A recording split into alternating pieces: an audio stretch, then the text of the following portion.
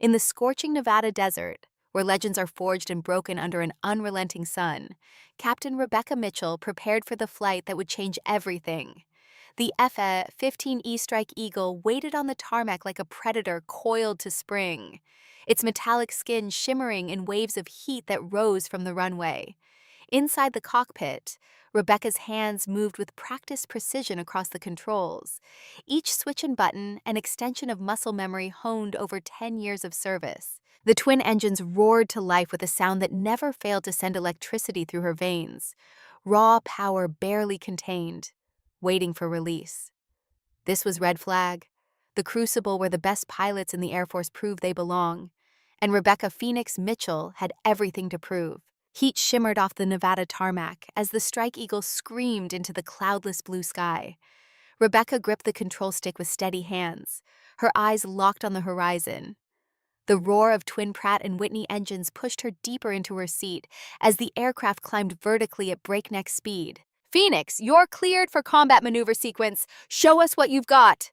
The controller's voice crackled through her helmet. Rebecca acknowledged with a calm, "Copy that?" The words betrayed none of the fire racing through her veins. This wasn't just another training exercise. This was Red Flag, the most elite combat simulation in the Air Force, and all eyes were on her. The daughter of a legend had something to prove. She rolled the aircraft inverted, then pulled hard on the stick, forcing the Strike Eagle into a punishing 9G turn. Blood rushed from her head as the G-forces threatened to steal her consciousness. Her vision began to narrow, the edges darkening in the telltale sign pilots called tunnel vision. Rebecca tightened her abdominal muscles and executed the anti-G straining maneuver, forcing air from her lungs against a closed throat while contracting every muscle in her lower body. The technique forced blood back toward her brain as the crushing pressure continued. For 9 long seconds, her body weighed 9 times normal. A 130-pound woman, suddenly bearing nearly 1,200 pounds of force. The G-suit around her legs and abdomen inflated automatically, squeezing her limbs to prevent blood from pooling away from her vital organs. Still, raw physical strength and years of specialized training were all that stood between awareness and unconsciousness. Lesser pilots would have blacked out. Rebecca Mitchell was not a lesser pilot. She completed the maneuver with textbook precision, her aircraft now perfectly positioned for a simulated missile launch against 3 target drones. The targeting computer acquired lock after lock as she called out, "Fox 3, Fox 3, Fox 3." In a real combat situation, 3 AIM-120 MRA-AM missiles would have just streaked toward their targets. "Splash 1, Splash 2, Splash 3, clean sweep, Phoenix," the range officer confirmed. "Return to base, mission complete." As Rebecca banked her aircraft toward home, a voice cut in on the tactical frequency. The voice carried a smirk she could practically feel through the radio. "Nice flying for a girl playing in her daddy's sandbox." She recognized the voice immediately. Lieutenant Colonel David Raptor Crawford, flight leader of the opposing force. A decorated pilot with 20 years of experience and enough arrogance to fill the Grand Canyon twice over. She ignored the bait, keeping her response professional. "Phoenix returning to base, over." The Strike Eagle touched down on the scorching runway 30 minutes later, its massive tires sending wisps of smoke into the desert air upon contact. As Rebecca taxied toward her designated spot, she couldn't help but notice the small crowd gathering. Her performance had drawn an audience, as it always did. The name Mitchell still turned heads at Nellis. Technical Sergeant Baker, her dedicated crew chief, waited as she powered down the engines and removed her helmet. Sweat had plastered strands of her dark hair to her forehead, but her eyes remained sharp and clear. At 32, Rebecca was older than many of her peers in the fighter squadron. Experience had etched fine lines at the corners of her eyes, giving her face a perpetual look of focused intensity. "Hell of a show up there, Captain," Baker said, helping her down from the cockpit. "Those G-forces would have dropped most pilots I know." Rebecca nodded, her breathing still slightly elevated from the physiological stress. Nothing compared to what we might face in actual combat. She scanned the crowd, noting the mixed expressions. Some faces showed respect, others skepticism. Being one of the few female fighter pilots in the F-15E community meant perpetually living under a microscope. Every flight was a referendum on whether she deserved to be there. Every success was attributed to special treatment.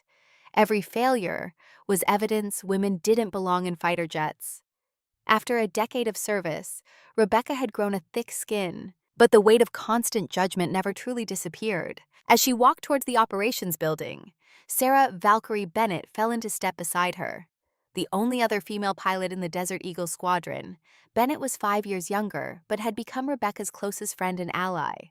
"Crawford is fuming," Bennett said with a grin. "You outmaneuvered him 3 times before taking down his entire flight." Rebecca allowed herself a small smile. Maybe he should spend less time running his mouth and more time checking his six. The operations building provided blessed relief from the Nevada heat. Inside, pilots gathered around monitors, reviewing footage from the exercise. Rebecca's movements caught the attention of an older man standing near the back of the room. Robert Iceman Harrison, 54 years old, and the squadron's executive officer, had been flying combat missions since Operation Desert Storm. His weathered face broke into a rare smile as he approached. "That was some flying, Phoenix," Harrison said. 9 Gs for 9 seconds while maintaining perfect control. Not many can pull that off. "Thank you, sir," Rebecca replied, allowing herself a moment of genuine pride. Harrison lowered his voice.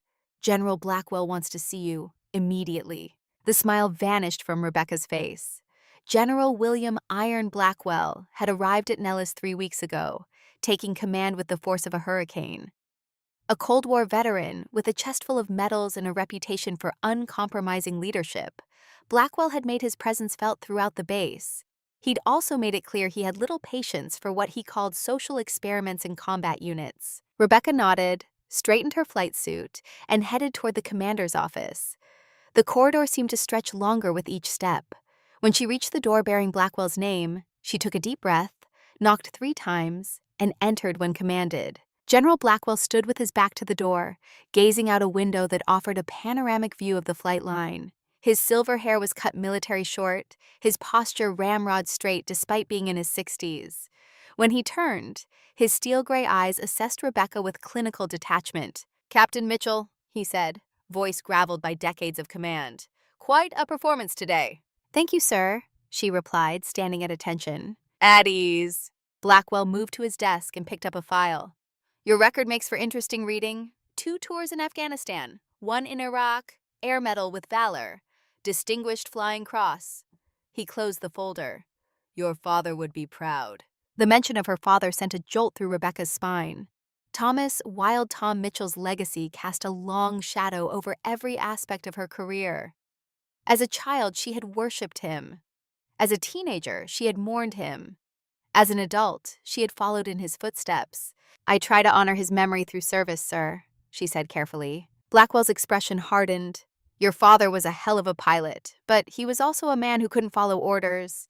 That kind of insubordination gets people killed." Rebecca's jaw tightened, but she maintained her composure. "My father saved 23 Rangers that day, General, and lost his life in the process," Blackwell countered. "Left his wingmen exposed, compromised the mission, created a daughter who seems to share his disregard for chain of command." Rebecca felt heat rising in her chest, but kept her voice level. "With all due respect, sir, my record speaks for itself." "Indeed it does," Blackwell said, circling his desk to stand directly before her. "Which is why I'm assigning you as flight lead for Operation Sandstorm, the biggest joint exercise this base has seen in a decade. 350 Special Forces operators on the ground, 4 squadrons in the air, and you'll be coordinating close air support for Red Wolf's team." Rebecca couldn't hide her surprise. It was a prestigious assignment, one typically reserved for more senior officers. "Thank you for the opportunity, sir," she managed. Blackwell's smile didn't reach his eyes. "Don't thank me yet, Captain. I'm putting you where everyone can see you, where every decision you make affects hundreds of lives, where any mistake will be impossible to hide." He leaned closer. "I want to see if Wild Tom's daughter has what it takes, or if you'll crack under real pressure." The implied threat hung in the air between them. This wasn't an opportunity. It was a test designed for failure. "I won't let you down, sir," Rebecca said, meeting his gaze without flinching. "We'll see," Blackwell replied. "Dismissed." The sun had begun its descent when Rebecca finally left the operations building. Instead of heading to the officers' club where most pilots gathered after flights, she drove her weathered Jeep off base, following a familiar route into the desert. 20 minutes later, she parked beside the only other vehicle at the small military cemetery located just outside Nellis. An old man stood beside a grave marker, his lined face turned toward the setting sun. Frank Sage Williams, 68 years old, had flown Phantoms in Vietnam before Rebecca was born. Now he worked as a civilian maintenance specialist for the Strike Eagles, his knowledge of aircraft systems bordering on supernatural. He was also the only person who truly understood what drove Rebecca Mitchell. "Heard you put on quite a show today," Sage said as she approached. "Word travels fast," Rebecca replied, stopping beside him. They stood in silence before the white marble headstone bearing the name Thomas J. Mitchell, Colonel, United States Air Force. Below the dates marking his birth and death were the words, "He flew higher than most dare to dream." "Blackwell gave me Operation Sandstorm," Rebecca said finally. Sage's bushy eyebrows rose. "That's a big one." "He's setting me up to fail." "Probably." The old man nodded sagely. "Blackwell never forgave your father for making him look bad in Iraq. Saving those Rangers made Tom a hero and made Blackwell the man who would have left them to die." Rebecca knelt and brushed desert dust from her father's headstone. "Dad always said, the eagle never abandons the nest." Words he lived by, Sage agreed, and died by. Rising, Rebecca looked toward the horizon where the sun painted the desert in hues of red and gold. "Blackwell thinks I'll crack under pressure." Sage studied her face, seeing the determination hardening her features. "And what do you think?" "I think he doesn't know who he's dealing with." Rebecca's voice carried the quiet confidence that had defined her career. "I'm not just Wild Tom's daughter. I'm Rebecca Mitchell, and I don't break." The old man smiled, pride evident in his weathered features. "That's my girl." As darkness settled over the desert, Rebecca lingered at her father's grave. The ghosts of her past seemed to gather around her in the cooling air. Her father's voice echoed in her memory, teaching her to fly before she could drive. The look on his face the day she was accepted to the Air Force Academy. The last time she saw him alive, climbing into his F-15 for a mission from which he would never return. "I won't let them forget you, Dad," she whispered to the silent stone. "And I won't let them break me." When Rebecca finally returned to her Spartan quarters on base, she found a package waiting outside her door. Inside was a battered leather flight log that had belonged to her father, along with a note from Sage. "Found this in storage. Thought you might need his wisdom for what's coming. The eagle soars alone, but never forgets the nest." Rebecca spent hours poring over her father's handwritten notes. Mission details, tactical observations, personal reflections, the pages contained more than flight data. They held the essence of the man who had shaped her life even in his absence. One entry caught her attention. Dated 3 days before his final mission, her father had written, "Blackwell arguing against rescue option if ground team gets pinned down. Says mission parameters don't allow for deviation. Reminded him that men's lives aren't mission parameters. Got nowhere. Will have to make my own call if it comes to it." Rebecca's breath caught. This was new information, a piece of the puzzle she'd never seen before. Her father hadn't just disobeyed orders on impulse. He'd anticipated the situation, weighed the moral calculus, and made a conscious decision to risk everything for the lives of others. Just like Blackwell was now testing her to see if she would do the same. The realization settled over her like a physical weight. Operation Sandstorm wasn't just a test of her abilities as a pilot. It was Blackwell's way of forcing her to choose between her father's legacy and her own career, between moral courage and military obedience. The next morning found Rebecca in the squadron briefing room before dawn. As pilots filtered in, she noticed the sideways glances, the whispered conversations. News of her assignment had spread quickly. Crawford took a seat directly across from her, his expression unreadable, but his body language hostile. Harrison called the room to attention as General Blackwell entered, followed by a rugged man in desert camouflage. "Attention on deck," Harrison announced. Blackwell took his place at the front of the room. "At ease, people.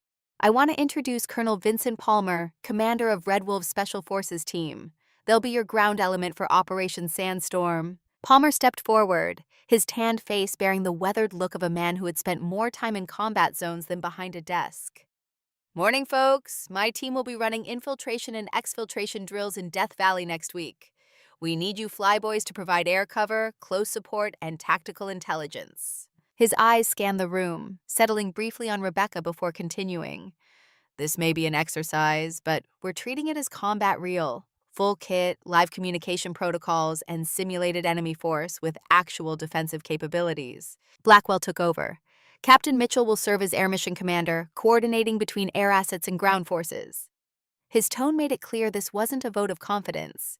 Lieutenant Colonel Crawford will lead the opposing force. Your mission is to locate and neutralize the Red Wolves team before they complete their objective. Crawford smiled thinly. With pleasure, sir. The briefing continued for another hour, detailing mission parameters, communication protocols, and contingency plans. Throughout, Rebecca took meticulous notes, aware that every eye in the room periodically turned toward her. The pressure was tangible, deliberately constructed to test her limits. As the meeting broke up, Palmer approached Rebecca.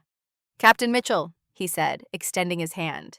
"Heard a lot about you." "Likewise, Colonel," she replied, shaking his hand firmly. Palmer lowered his voice. "Your old man pulled my team out of a hellhole in Fallujah back in the day. Flew through anti-aircraft fire that would have turned back anyone else." He glanced toward Blackwell, who was engaged in conversation across the room.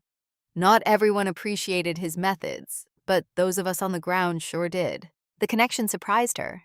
"You knew my father?" "Knew him, owed him my life," Palmer confirmed, looking forward to working with his daughter.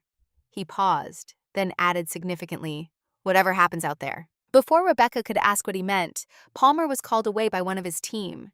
The cryptic comment left her unsettled as she gathered her materials and headed toward the simulator building. She had scheduled extra practice time, determined to master every aspect of the upcoming mission. The simulator complex hummed with activity as pilots prepared for their own training sessions. Rebecca signed in and made her way to her assigned module, only to find Crawford blocking her path. "Playing with the big boys now, Mitchell," he said, voice pitched low enough that only she could hear. "Blackwell's setting you up to crash and burn, you know that, right?"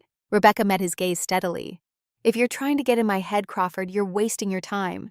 "Just stating facts," Crawford replied. "Blackwell's had it in for female fighter jocks since the program started. Thinks we're watering down standards to meet diversity quotas." He shrugged. "Can't say I entirely disagree." "Is there a point to this conversation?" Rebecca asked coldly. Crawford stepped closer. "The point is, Sandstorm is designed to be your downfall. Blackwell's arranged everything right down to the weather predictions. You're going to fail, and he's going to use that failure to justify keeping women out of combat squadrons." "And you're telling me this out of the goodness of your heart?"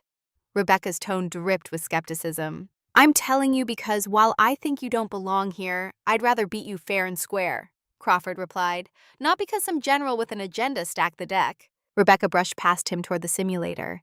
"Then you'd better bring your A-game, Raptor, because I don't intend to fail." Inside the simulator, Rebecca ran through mission scenarios for 3 straight hours.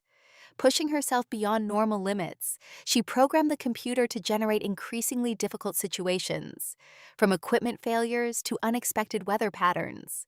By the time she emerged, her flight suit was soaked with sweat, but her mind felt sharper, more focused. As she exited the building, Rebecca spotted a familiar figure waiting beside her Jeep. Sage leaned against the vehicle, arms crossed, watching her approach. "You look like you've been through the ringer," he observed. "Just some extra simulator time," she replied, tossing her flight bag into the back seat. "Getting ready for Sandstorm." Sage nodded toward the officers' club. "Come on, you need food, and I need to talk to you." The club was relatively quiet at mid-afternoon. They found a corner table away from other personnel, and Sage waited until their food arrived before speaking. "Blackwell's been digging into your father's mission records," he said without preamble. "Classified stuff, Mission Crimson Sky." Rebecca froze with her fork halfway to her mouth. "That was Dad's last mission, the one where he disobeyed direct orders to rescue Palmer's Rangers," Sage confirmed. "But there's more to that story than what made the official reports." "What kind of more?" The old man glanced around to ensure they weren't overheard. "Your father discovered something he wasn't supposed to see. Evidence that Blackwell was running an unauthorized operation called Black Echo. Weapons transfers that weren't in any official manifest." Rebecca set down her fork. "Are you saying my father was killed because he knew too much?" "I'm saying your father made powerful enemies by putting morality above orders," Sage replied carefully. "Blackwell was part of a group that believed the ends justified any means during the war. Your dad disagreed, and now Blackwell's targeting me," Rebecca said, pieces falling into place, using Sandstorm to either break me or force me to make the same choice Dad did. Sage nodded grimly. Be careful out there, Phoenix. Blackwell's not just testing you. He's settling an old score. The weight of this revelation settled over Rebecca like a physical burden. Her father's death had always been presented as a heroic sacrifice, a pilot who gave his life to save others. The possibility that there might have been darker forces at work had never occurred to her. I need proof, she said finally. Something concrete that shows what really happened. That won't be easy to find after all these years, Sage cautioned. Most records from Black Echo were either classified or destroyed. Rebecca thought for a moment. But not my father's personal records. He kept detailed logs of everything. Understanding dawned in Sage's eyes. The flight log I gave you. It mentions Blackwell arguing against rescue options days before the actual mission, Rebecca explained. Dad knew something might happen and was already planning how to respond. That's not proof of Black Echo, Sage pointed out. No, but it's a start, Rebecca replied, new determination in her voice. And it shows Dad wasn't just being insubordinate. He was making a moral choice with full awareness of the consequences. Their conversation was interrupted by the arrival of Bennett, who slid into a seat at their table with barely contained excitement. Have you heard? She asked breathlessly. Weather Service is predicting unusual conditions for Death Valley next week. Potential for dust storms during Sandstorm. Rebecca exchanged a glance with Sage. Crawford said Blackwell had arranged everything down to the weather. That's impossible, Bennett scoffed. Even generals can't control the weather. No, Sage agreed. But they can choose dates when certain conditions are likely, or schedule exercises in locations prone to specific challenges. Rebecca pushed her plate away, appetite gone. Blackwell wants us flying in a dust storm. Reduced visibility, communication interference, navigation challenges, maximum pressure. Just like your father's last mission, Sage said quietly. The parallel sent a chill through Rebecca. Blackwell wasn't just testing her abilities. He was recreating the exact conditions that had led to her father's death, forcing her to face the same impossible choice between following orders and saving lives. I need to be ready, she said, rising from the table. We all do. The following days passed in a blur of preparation.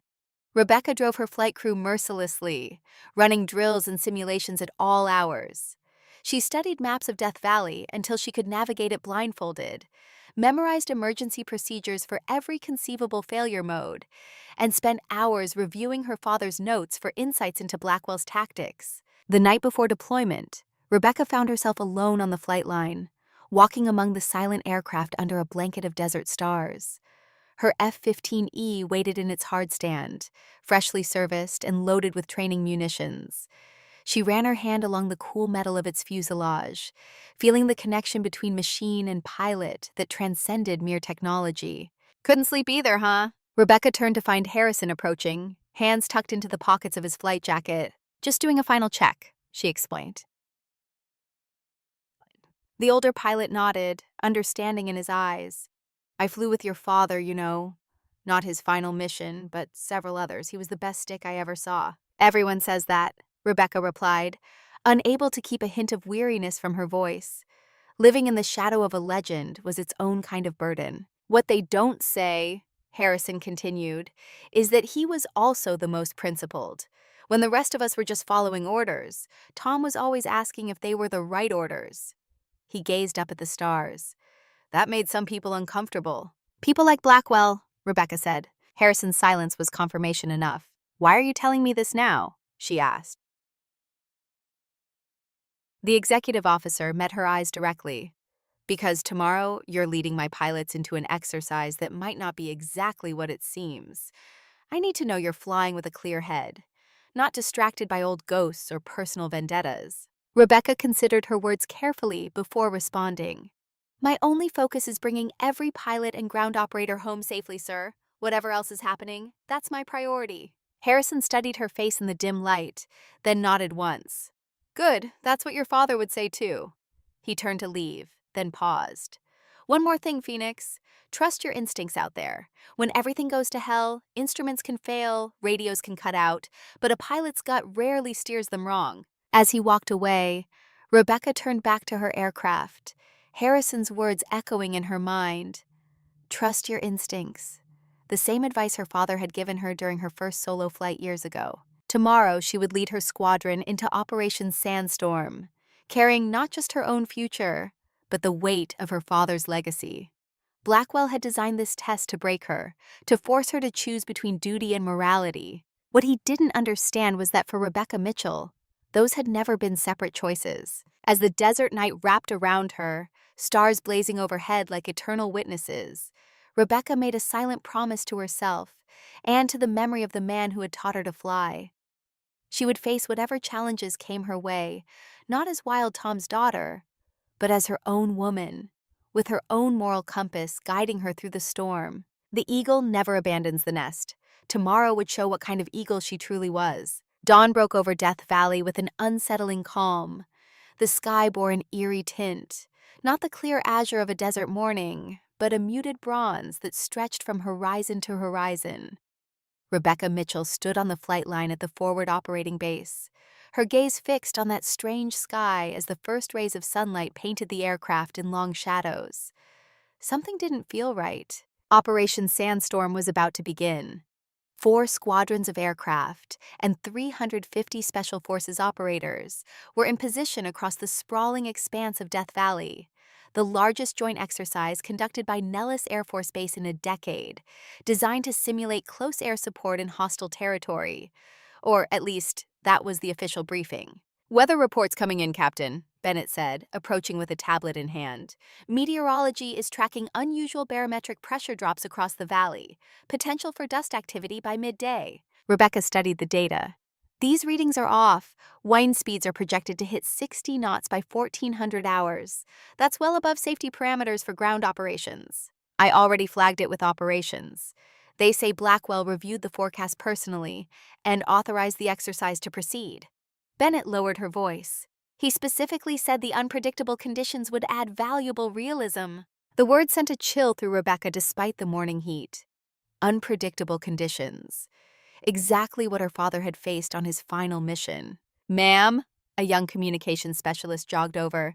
"Colonel Palmer is on secure channel. He's requesting to speak with you immediately." In the communications tent, Rebecca found the encrypted video feed already established. Palmer's face appeared, the image occasionally disrupted by static. Behind him, she could make out Red Wolf's team preparing their equipment. "Captain Mitchell," Palmer greeted, his voice tight. "We've got a situation developing. I just received updated mission parameters from Blackwell. Our objective has changed substantially." Rebecca frowned. "Changed how?" The briefing was explicit about simulating the extraction of a downed airman. That was the cover story. Palmer glanced over his shoulder before continuing. "The real objective is to secure a crashed surveillance drone in Sector Charlie 9. Highly classified technology. Blackwell claims it went down during a routine test flight last night." "A real drone, not a training scenario?" Rebecca felt her suspicion deepen. "That would make this a recovery operation, not an exercise." Palmer nodded grimly. "Exactly. And there's more. Blackwell is concerned about unauthorized personnel in the area who might attempt to access the wreckage. My team's been authorized to use live ammunition if necessary." Rebecca's mind raced. What had started as a training exercise was rapidly transforming into something much more dangerous and potentially deadly. "This violates at least 6 protocols for joint operations. Why wasn't this briefed to all participants?" "Classified nature of the drone, apparently."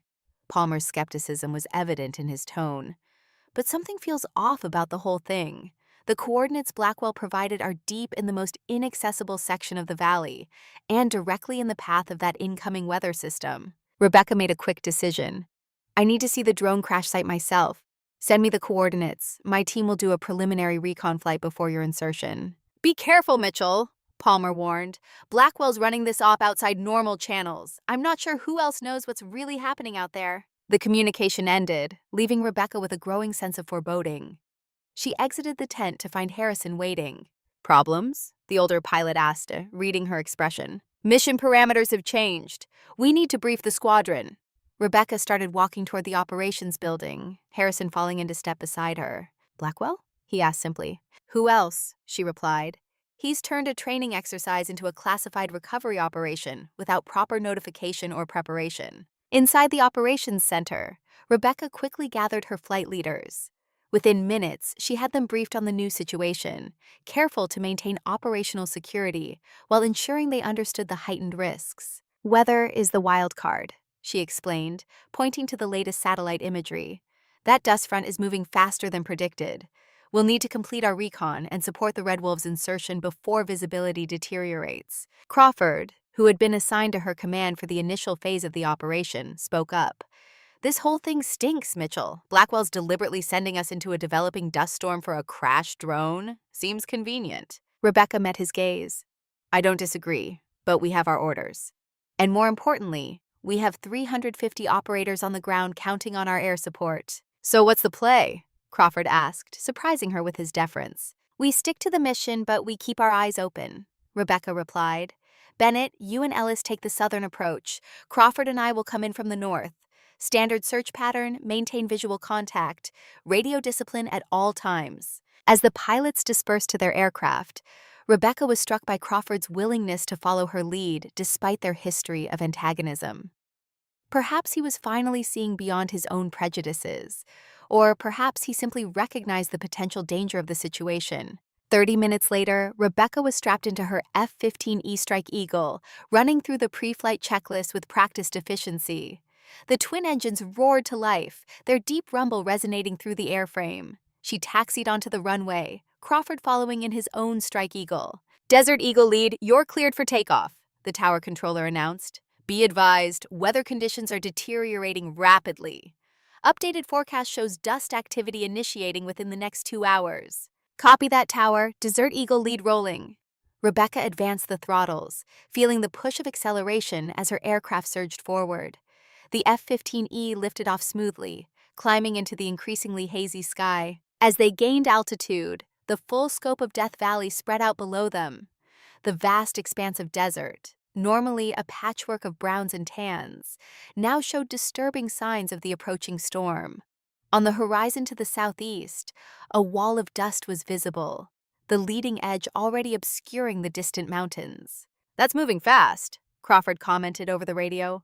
Much faster than forecast. Rebecca checked her instruments. Agreed. Let's expedite to the coordinates. We need visual confirmation of this drone before conditions deteriorate further. They banked toward the northern section of the valley, flying in tight formation. As they approached the target area, Rebecca activated her targeting pod, using its advanced optics to scan the terrain below. Desert Eagle lead, this is Red Wolf Actual, Palmer's voice came through the radio. We're commencing ground movement toward the objective. ETA 45 minutes. What's your status? Red Wolf, we're conducting initial recon now, Rebecca replied. Be advised, the dust front is accelerating. You may have less time than estimated. She continued scanning, sweeping methodically across the rugged landscape. After several minutes, something caught her eye, a disturbance in the natural pattern of the desert floor, a small dark object partially buried in sand. I have visual on what appears to be wreckage, she reported. Coordinates match Blackwell's intel. It's small, consistent with tactical reconnaissance drone. As she banked for a closer look, her radio crackled with static before clearing. Desert Eagle lead, this is command. General Blackwell requesting immediate status update. Rebecca recognized the voice of Blackwell's aide-de-camp. Command, we have visual confirmation of wreckage at the provided coordinates. Red Wolves are en route. Weather is deteriorating rapidly. Request updated timeline for mission completion. Negative on timeline adjustment, came the immediate response. General Blackwell orders you to maintain position and provide air cover until Red Wolves secure the objective. Weather conditions are deemed acceptable for mission parameters. Crawford broke in, unable to contain his frustration. Command, with all due respect, we're looking at a wall of dust moving at 40 knots. Visibility will be 0 in less than 90 minutes. Ground team needs to accelerate or abort. There was a pause before the reply came. Desert Eagle 2, your concerns are noted. Orders stand, maintain position. Rebecca felt a cold certainty settle over her. This wasn't about a drone. Blackwell was deliberately placing them all in danger, recreating the exact conditions that had led to her father's death, testing her to see if she would make the same choice, duty to mission or duty to the lives in her care. Desert Eagle lead, this is Raptor, Crawford spoke on a private channel. Blackwell's setting us up. This is exactly what he did to your father. I know, Rebecca replied grimly. The question is, why? What's so important about this drone that he'd risk hundreds of lives? Before Crawford could respond, their conversation was interrupted by a new transmission from Palmer. All air assets, this is Red Wolf Actual. We have contacts approaching the objective from the south. Multiple vehicles, not part of the exercise. I repeat, unknown contacts moving toward the crash site. Rebecca immediately swung her aircraft around, using her targeting pod to zoom in on the southern approach. Sure enough, 3 desert camouflaged vehicles were speeding across the valley floor, kicking up plumes of dust as they headed directly for the drone crash site. Command, we have unknown vehicles approaching the objective, Rebecca reported. Request instructions and identification. Blackwell's voice came through personally this time. Desert Eagle lead, those vehicles are not authorized. They are considered hostile. Red Wolves will intercept and secure the site. Rebecca exchanged a glance with Crawford through their cockpit canopies. This had just escalated from a questionable recovery operation to a potential armed confrontation, all with a massive dust storm bearing down on them. Red Wolf Actual, be advised we have visual on 3 vehicles approaching from your 6 o'clock, approximately 8 kilometers in closing, Rebecca warned. We'll maintain overwatch and provide updates. As Palmer acknowledged, Rebecca made a snap decision. Crawford, maintain position here. I'm going to get a closer look at our visitors. She pushed her Strike Eagle into a steep dive, dropping altitude rapidly to get a better view of the approaching vehicles. At 5,000 feet, she leveled off and activated her camera systems to maximum magnification. The vehicles were modified civilian trucks, heavy-duty models designed for desert travel. Each carried 4 to 5 personnel dressed in what appeared to be private military contractor gear. Command, these look like PMCs, private military contractors, she reported. They're armed, but not displaying any identifiable markings or flags. Their identity is irrelevant, Blackwell barked over the comm. They're attempting to steal classified technology. Red Wolves are authorized to engage if necessary. Rebecca felt her stomach tighten. This wasn't just a test anymore. It was a potential firefight in the making, all happening under the cover of an approaching dust storm that would cut off visibility and communications. Her instincts screamed that something was deeply wrong. Blackwell's eagerness to authorize armed confrontation. The mysterious contractors arriving at exactly this moment. The conveniently timed weather system that would soon envelop them all in chaos. Just like her father's final mission. Red Wolf Actual, how far are you from the objective? Rebecca asked, keeping her voice level despite her growing concern. Still 20 minutes out, Palmer replied, tension evident in his voice. Those vehicles will beat us there. Rebecca made another circuit over the crash site, noting that the drone appeared surprisingly intact for something that had supposedly crashed. In fact, it looked more like it had been deliberately placed there. A trap. The realization hit her with absolute clarity. Blackwell had orchestrated all of this. The drone, the contractors, even using the approaching dust storm to his advantage. He was recreating her father's fatal mission, forcing her into an impossible choice, while eliminating any potential witnesses. All Desert Eagle elements, this is lead. Fall back to high altitude and maintain distance from the objective, she ordered. Red Wolf Actual, hold your position. Do not approach the crash site. Captain Mitchell, you are countermanding direct orders. Blackwell's voice cut in immediately. Return to your assigned position now. Sir, I'm observing a potential ambush situation developing, Rebecca replied firmly. The contractors are establishing defensive positions around the drone. This has all the hallmarks of a trap.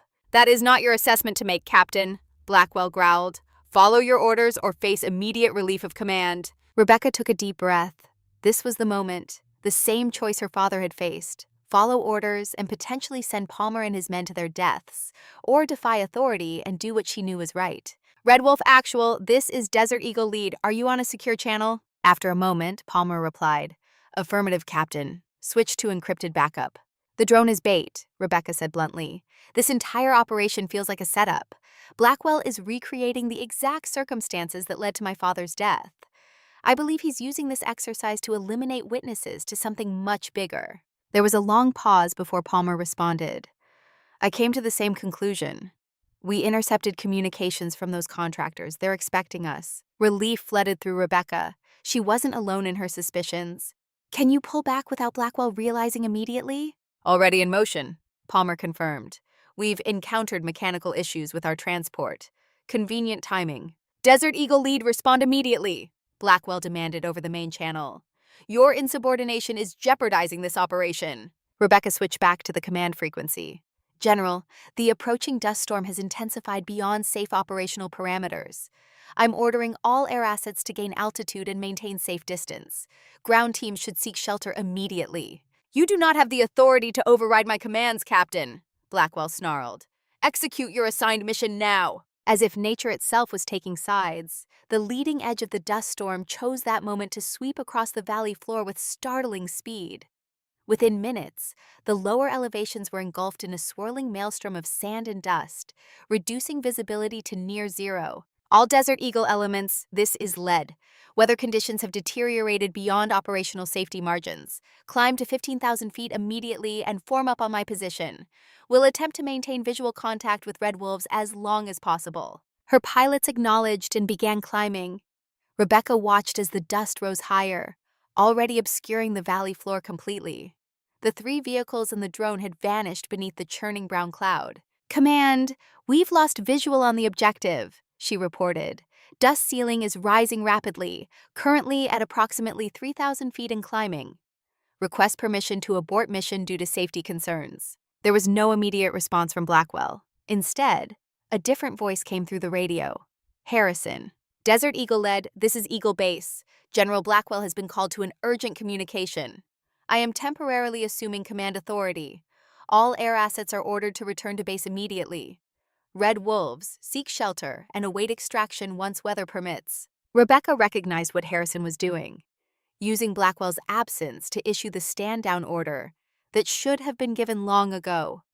She was about to acknowledge when her threat warning system suddenly blared to life. Missile launch! Missile launch! The automated voice filled her cockpit as warning lights flashed across her console. Brake right! Brake right! She shouted to Crawford, instinctively throwing her aircraft into a hard banking turn and deploying countermeasures. A streak of light pierced the dust below, rising rapidly toward their formation. What the hell? Crawford exclaimed, his own aircraft banking sharply away. They're firing at us! The missile detonated several hundred feet below them, close enough that Rebecca felt the concussion through her airframe. It hadn't been aimed accurately, more of a warning shot, but the message was clear. Someone on the ground was hostile. All Desert Eagle aircraft evasive maneuvers, Rebecca commanded. We are taking fire from the ground. Climb to 20,000 immediately. As her squadron scrambled to gain altitude, Rebecca's mind raced. This had gone far beyond a test or a trap.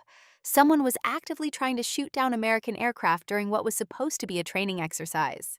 Eagle Base, this is Desert Eagle lead, she reported, her voice steady despite the adrenaline coursing through her veins.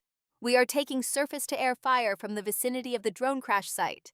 Request immediate authorization for defensive measures. Desert Eagle lead, hold fire, Harrison responded, sounding genuinely shocked. I repeat, hold fire.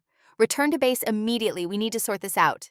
As her aircraft climbed through the dust layer into clearer air above, Rebecca caught sight of something that chilled her blood.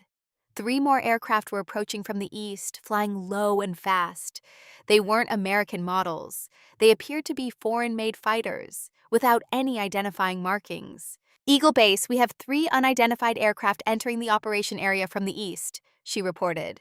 They're not squawking any IFF codes and appear to be combat models. Before Harrison could respond, her radio crackled with a new voice, one she didn't recognize. American aircraft, this is Sierra Actual. You have entered restricted airspace. Leave immediately or you will be fired upon. Rebecca felt a surge of anger. This was American territory, a military training range. Who were these people claiming it was restricted? Unidentified aircraft, this is Captain Rebecca Mitchell of the United States Air Force, she responded. You are violating United States military airspace. Identify yourselves immediately. Instead of a verbal response, one of the approaching aircraft fired a missile. It streaked past Rebecca's wing, missing by several hundred yards. Another warning shot. All Desert Eagle elements, defensive formation now, Rebecca ordered, switching to combat mode. Her training took over, pushing aside questions of who these aircraft were or why they were firing on an American squadron in American airspace. Bennett's voice came through the radio. Lead, these guys aren't messing around. Request weapons-free authorization. Rebecca hesitated for a split second. Engaging in actual combat would escalate the situation beyond repair. But her pilots' lives were in immediate danger. Eagle Base requesting emergency weapons-free authorization, she called. We are under attack by unidentified hostile aircraft. The radio remained ominously silent for several seconds before Harrison's voice returned. Desert Eagle lead, this is Eagle Base. General Blackwell has resumed command and denied your request.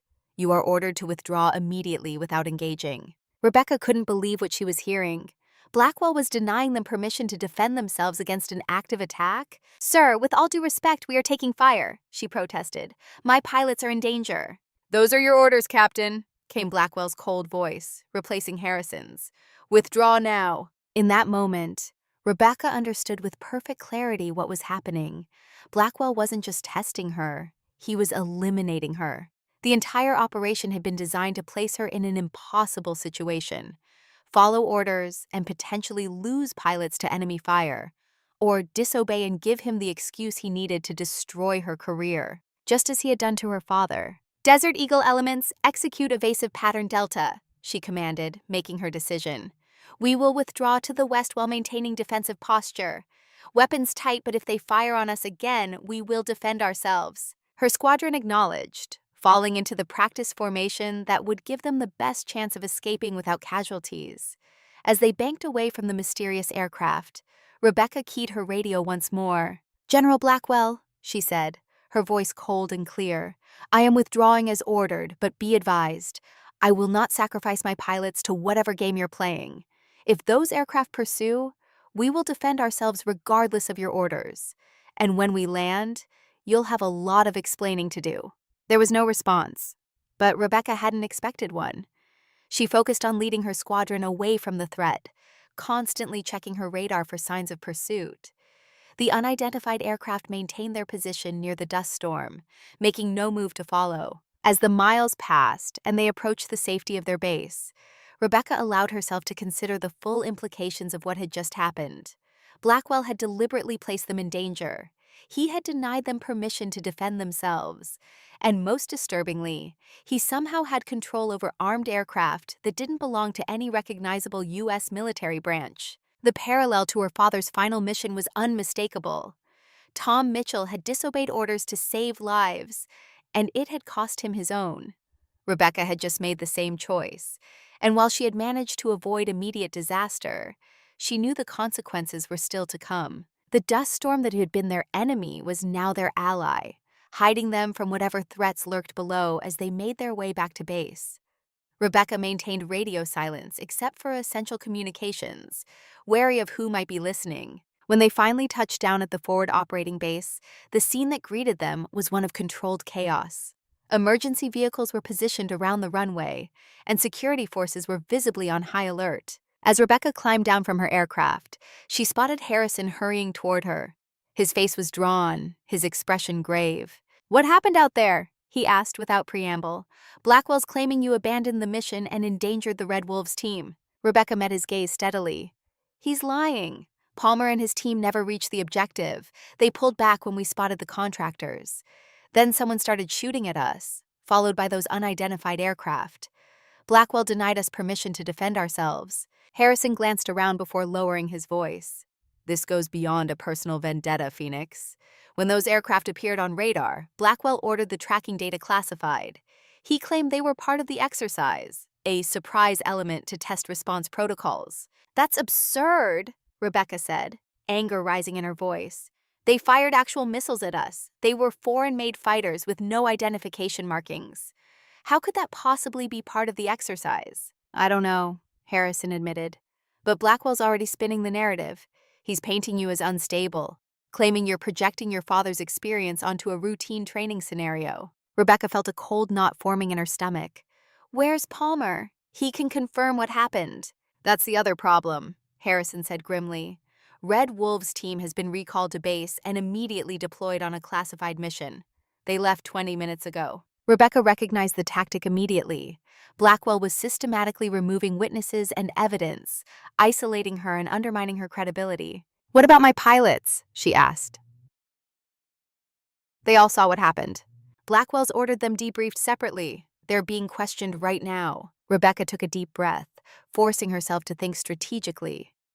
"We need to secure the flight data before Blackwell can classify it.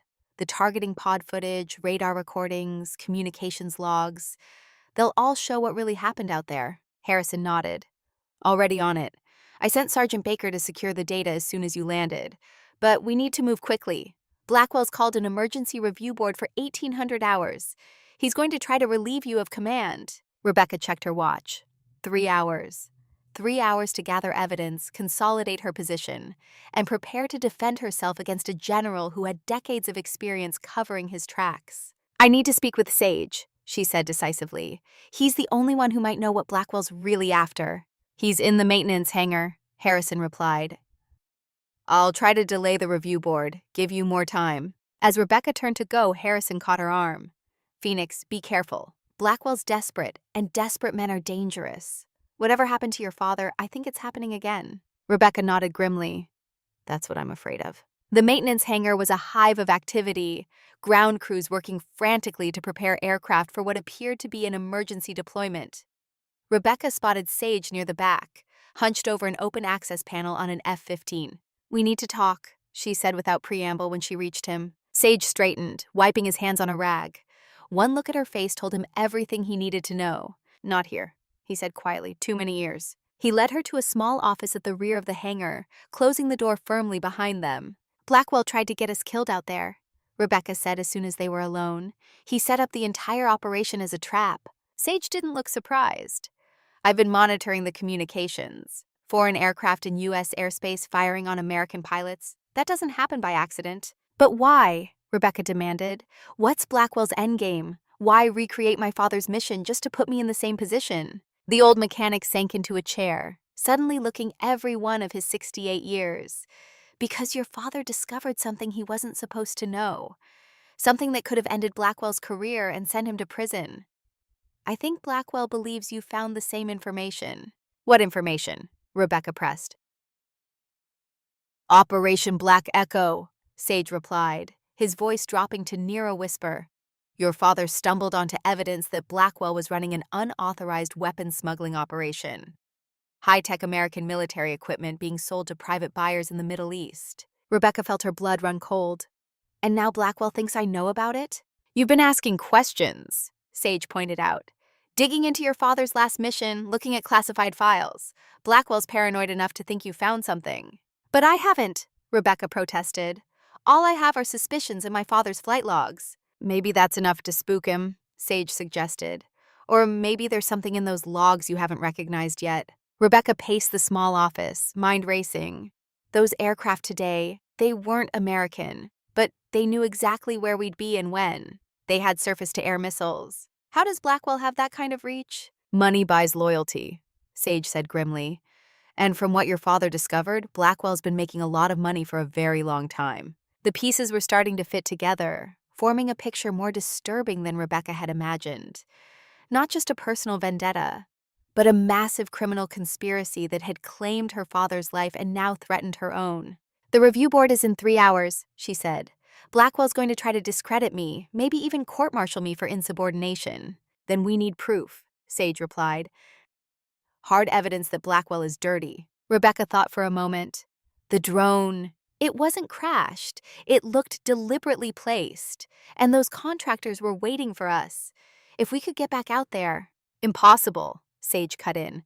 That dust storm won't clear until tomorrow at the earliest. And even if it did, Blackwell would never authorize another flight. Then we need to find the evidence here, Rebecca decided. Blackwell must have communications, financial records, something connecting him to those foreign aircraft. His office, Sage suggested, but it would be suicide to try to access it directly. Rebecca was about to respond when her secure phone vibrated. The message was from Bennett. All Desert Eagle pilots being held for extended debriefing. Crawford and I refuse to corroborate Blackwell's version. Now under guard. Be careful. Blackwell was moving faster than she had anticipated, isolating potential allies and controlling the narrative. She showed the message to Sage. He's consolidating his position, the old mechanic observed. Soon it will be your word against his, and he's a general with 40 years of service. Rebecca felt a surge of determination. Not if we can access the flight data. The targeting pod recorded everything. The drone placement, the contractors, the missiles fired at us. That evidence can't be dismissed. Baker was securing it, Sage recalled. But if Blackwell realizes its importance, Rebecca was already moving toward the door. We need to find Baker now. They hurried across the base, heading for the secure data center where flight recordings were stored. The dust storm that had engulfed Death Valley was now visible on the horizon, a massive wall of brown approaching the base. Soon it would hit them as well, adding another layer of complication to an already desperate situation. As they reached the data center, Rebecca spotted Baker emerging from the building. The sergeant's face was grim, his body language tense. "Baker!" she called, jogging to meet him. "Did you secure the flight data?" "I tried, ma'am," he replied, keeping his voice low. "But I was too late. Blackwell's aide was already there with written orders classifying all recordings from Operation Sandstorm. They've been moved to a secure server that requires general officer authorization to access." Rebecca felt her heart sink. Without that evidence, it would be nearly impossible to prove what had really happened out there. "There has to be another way," she insisted. Baker hesitated, then glanced around before continuing. "There might be. Standard procedure is to create a backup of all flight data on a separate system, in case the primary storage is compromised. It's not widely known, but as chief of maintenance, I have access to those backups." Hope surged through Rebecca. "Where are they stored?" "In the auxiliary systems building," Baker said. "But we'd need to move fast. Once Blackwell realizes the backups exist, he'll lock those down too." Rebecca made a quick decision. "Sage, find Harrison. Tell him what's happening and have him delay the review board by any means necessary. Baker and I will get the backup data." As Sage hurried away, Rebecca and Baker made their way toward the auxiliary systems building on the far side of the base. The dust storm was closer now, the leading edge beginning to sweep across the outer perimeter. "How long before the storm hits us?" Rebecca asked as they walked rapidly but casually, trying not to draw attention. 20 minutes, maybe less, Baker estimated. "It's moving faster than predicted. Base operations will be minimal until it passes." Which could work in their favor, Rebecca realized. The confusion and reduced visibility would make it easier to access the backup systems unnoticed. They had just reached the auxiliary building when Rebecca spotted a security team approaching from the direction of headquarters. Their purposeful stride suggested they weren't just on routine patrol. "Inside quickly," she urged, swiping her access card. The door opened, and they slipped inside just as the security team rounded a corner. The auxiliary systems building was nearly deserted, most personnel having been reassigned to secure equipment before the dust storm hit. Baker led her through a maze of corridors to a small, unassuming room filled with server racks. He quickly accessed a terminal and began typing commands. "Each aircraft's systems automatically upload data packets during flight," he explained as he worked. "It's a failsafe in case the primary systems are damaged. The backups are compressed and encrypted, but I can access them with my maintenance codes." Rebecca watched anxiously as files appeared on the screen. "How long will this take?" "A few minutes to locate and decrypt," Baker replied. "Then we'll need to copy everything to a secure drive." Outside, the wind was beginning to howl as the dust storm reached the base. Through the small window, Rebecca could see visibility rapidly deteriorating as sand and dust filled the air. Baker worked methodically, his fingers flying across the keyboard. "Got it," he announced finally. "Flight data from your Strike Eagle, including targeting pod footage, radar readings, and communications logs." He inserted a small drive into the terminal and began transferring files. "This will give you everything you need to prove what happened out there." Rebecca felt a surge of relief, but it was short-lived. The door to the server room suddenly swung open, revealing 2 security officers with weapons drawn. "Captain Mitchell," one of them said stiffly, "General Blackwell has ordered your immediate detention pending investigation for insubordination and dereliction of duty. Please step away from the terminal." Rebecca raised her hand slowly, mind racing. "On what specific charges?" "Abandoning a combat mission, endangering ground forces, and unauthorized access of classified systems," the officer recited. "Please come with us, ma'am." Rebecca glanced at the terminal. The file transfer was only halfway complete. If they stopped now, they'd lose their best chance at proving Blackwell's deception. "Of course," she said calmly, stepping toward the officers. "I assume this is related to the emergency review board General Blackwell has called?" As she spoke, she deliberately stumbled, bumping into one of the server racks. The movement was enough to momentarily draw the officer's attention, giving Baker the opportunity to continue the download while appearing to shut down the terminal. "Sorry," Rebecca apologized. "It's been a long day." The officers relaxed slightly, lowering their weapons. "We're instructed to escort you to the detention center until the review board convenes, ma'am." I understand, Rebecca said, allowing them to lead her toward the door. She caught Baker's eye as she passed, and he gave an almost imperceptible nod. The download had completed. As they stepped outside, the full force of the dust storm hit them. Visibility had dropped to less than 20 yards, the air thick with swirling particles that stung any exposed skin. Perfect cover for what needed to happen next. The officers positioned themselves on either side of Rebecca, maintaining a firm grip on her arms as they guided her through the blinding conditions. They had only gone a few yards when a dark figure loomed out of the dust. "Officers!" Harrison's voice cut through the howling wind. "I need to speak with Captain Mitchell immediately. General's orders." The security team hesitated, clearly caught between conflicting commands. "Sir, we were instructed to take the captain to detention directly." "And I'm countermanding those instructions," Harrison said firmly. "The situation has changed. Blackwell wants her at headquarters now." Rebecca held her breath, watching the officers process this information. Finally, the senior officer nodded. "Yes, sir. We'll escort her there." "That won't be necessary," Harrison replied. I'll take responsibility for the captain. Return to your regular duties." For a moment, Rebecca thought they might refuse, but military discipline won out. With a reluctant salute, the officers turned and disappeared into the swirling dust. As soon as they were gone, Harrison gripped Rebecca's arm and pulled her in the opposite direction. "We don't have much time. Blackwell's locked down the entire base. He's claiming there's been a security breach related to classified technology. The drone," Rebecca realized, "he's using it as cover to come after me." "Not just you," Harrison said grimly as they hurried through the storm. "Anyone connected to you. Bennett and Crawford are under guard. Sage has been detained for questioning. They're calling it a conspiracy." Rebecca felt a surge of guilt. Her pursuit of the truth had endangered everyone who had helped her. "Where are we going?" "Hangar 6, Harrison replied. "It's the only place on base Blackwell doesn't have under surveillance. Maintenance issues with the security system that conveniently haven't been fixed." As they reached the hangar, Rebecca saw Baker waiting for them, along with a civilian Rebecca didn't recognize. "This is Richard Collins," Harrison introduced quickly. "NSA oversight. He's been investigating Blackwell for months." Collins nodded tersely. "Captain Mitchell, your activities today have accelerated our timeline considerably." Rebecca tried to process this new information. "You've been investigating Blackwell for what?" "Treason, primarily," Collins replied matter-of-factly, "along with arms trafficking, misappropriation of military resources, and approximately 12 other federal charges. We've had suspicions for years, but never enough hard evidence to move against someone of Blackwell's rank and connections." "Until now," Baker added, holding up the drive containing the flight data. "This proves Blackwell deliberately placed American pilots in danger and allowed foreign military aircraft to operate in U.S. airspace." Rebecca took a moment to absorb the implications.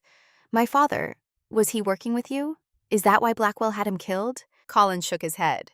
"Not officially. But Colonel Mitchell stumbled onto evidence of Black Echo during a routine mission. When he reported his suspicions, the information came across my desk. I was preparing to bring him in as a witness when his plane went down," Rebecca finished, a cold certainty settling in her chest. "It wasn't an accident." "We believe Blackwell arranged it," Collins confirmed. "But we could never prove it. Your father's death was classified as a combat loss, the result of enemy fire after he disobeyed orders to return to base." The truth Rebecca had been seeking for years was finally coming into focus, each piece falling into terrible place. Her father had been murdered for what he knew. His heroism in saving the Rangers merely an inconvenient detail in Blackwell's cover-up. "So what now?" she asked, looking between Harrison, Baker, and Collins. "Now we move," Collins said decisively. "With the evidence from your flight data and testimony from your pilots, we have enough to arrest Blackwell. I've already contacted my superiors and received authorization." "But Blackwell controls base security," Rebecca pointed out. "And with this storm, outside reinforcements can't reach us." "We don't need reinforcements," Harrison said, a grim smile spreading across his face. "We have something better." He led them deeper into the hangar, where Rebecca was surprised to see Palmer and several members of his Red Wolves team waiting, fully armed and geared up. "Thought you'd been deployed?" Rebecca said, genuine relief in her voice at seeing the Special Forces commander alive and well. "That was the cover story," Palmer replied. "In reality, we've been waiting for this moment for months. When Blackwell tried to use us as bait today, he sealed his own fate. Collins took charge, quickly outlining the plan. Blackwell is currently in the command center, coordinating what he claims is a security response to a technology breach. We believe he's actually destroying evidence and preparing to eliminate witnesses, including you, Captain Mitchell. We need to move before the review board convenes, Harrison added. Once Blackwell formally relieves you of command, it becomes much more complicated. Rebecca nodded, determination replacing shock. What's my role in this? You're the bait, Collins said bluntly. Blackwell wants you isolated and discredited. We're going to give him what he wants, or at least make him think we are. The plan was simple but dangerous. Rebecca would appear to turn herself in, requesting a private meeting with Blackwell to explain her actions. Meanwhile, Palmer and his team would secure the command center, while Collins and Harrison gathered the remaining Desert Eagle pilots to ensure their safety. Once we have Blackwell in custody, everything changes, Collins explained. His influence and protection disappear, and anyone loyal to him will quickly reconsider their position. Rebecca took a deep breath, considering the risks. If anything went wrong, she would be alone with the man who had almost certainly arranged her father's death, and had tried to engineer hers earlier that day. I'll do it, she said finally, but I want something in return. Collins raised an eyebrow. What? The complete truth about my father's death, Rebecca said firmly. No redactions, no classified gaps, everything on record. Collins hesitated, then nodded. You have my way. As they finalized the details, the dust storm reached its peak intensity outside. The hangar walls shuddered under the onslaught, sand finding its way through every crack and seam. It was a fitting backdrop for what was to come, a storm of reckoning years in the making. Rebecca checked her watch. The review board was scheduled to begin in 45 minutes. Time to set the trap. Let's go, she said, her voice steady with resolve. Blackwell's waited long enough to answer for what he's done. As she stepped back into the swirling dust with Harrison at her side, Rebecca felt a strange sense of calm. After years of living in her father's shadow, questioning his decisions and her own, she was finally on the verge of understanding the full truth. Whatever happened next, there would be no more secrets, no more ghosts haunting her cockpit. The storm that Blackwell had hoped would hide his crimes would instead become the cover for his downfall. And Rebecca Mitchell, daughter of Wild Tom, would at last complete the mission her father had started all those years ago. Justice was coming, carried on the wings of the desert storm. The command center at the forward operating base was an island of light in the raging dust storm. Inside, General William Blackwell stood before a wall of monitors, his weathered face illuminated by their glow, as he tracked the progress of the operation. Behind him, a team of communications specialists maintained contact with security forces across the base, all of whom were searching for one person, Captain Rebecca Mitchell. Still no sign of her, sir, reported a young lieutenant. The storm is hampering search efforts. Visibility is down to less than 10 meters. Blackwell's jaw tightened. She couldn't have left the base. Find her. Now.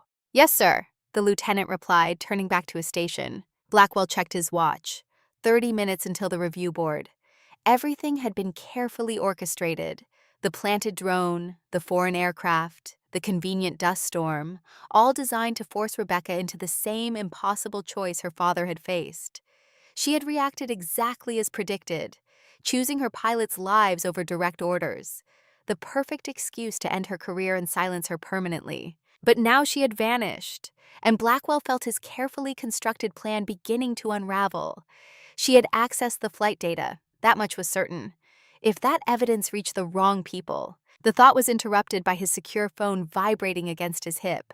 The caller ID showed Harrison. Iceman, Blackwell answered, keeping his voice neutral despite his suspicions about the executive officer's loyalties. Tell me you have her. Better than that, sir, Harrison replied. She's turning herself in. Says she wants to explain her actions directly to you before the review board. She's with me now.